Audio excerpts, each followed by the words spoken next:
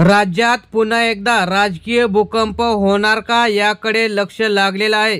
शिवसेना पक्षप्रमुख उद्धव ठाकरे यांनी एक तातडीची महत्त्वाची आमदार खासदारांची बैठक मातोश्रीवर बोलवली आहे।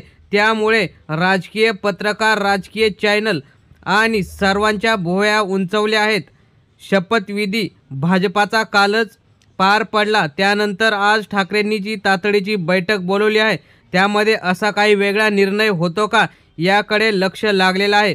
भाजपाने उद्धव ठाकरेंना मंत्रिपद देण्याअगोदरच डोळा मारला होता, परंतु उद्धव ठाकरेंनी तिकडे दुर्लक्ष केलं आहे।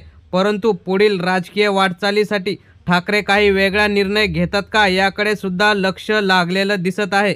या संदर्भात शिवसेनेच्या एका नेत्याने सांगितलं की येणाऱ्या विधानसभा निवडणुका या समोर ठेवून त्यांचं सभा असतील किंवा मेळावे असतील किंवा वर्धापन दिन जो 19 जूनला आता येणार आहे त्यानिमित्त ही बैठक आयोजित करण्यात आलेली आहे असंही सांगितलं। त्यामुळे भाजपासोबत NDA सोबत उद्धव ठाकरे हे कधीच जाणार नाही असाही विश्वास काही शिवसैनिकांनी आणि नेत्यांनी व्यक्त केला। त्यामुळे उद्धव ठाकरे हे भाजपाला भीक सुद्धा घालणार नाही असं तर दिसतं। तर मित्रांनो, तुम्हाला काय वाटतं, उद्धव ठाकरेंनी NDA सोबत जावं का? आपल्या प्रतिक्रिया कमेंटमध्ये नक्की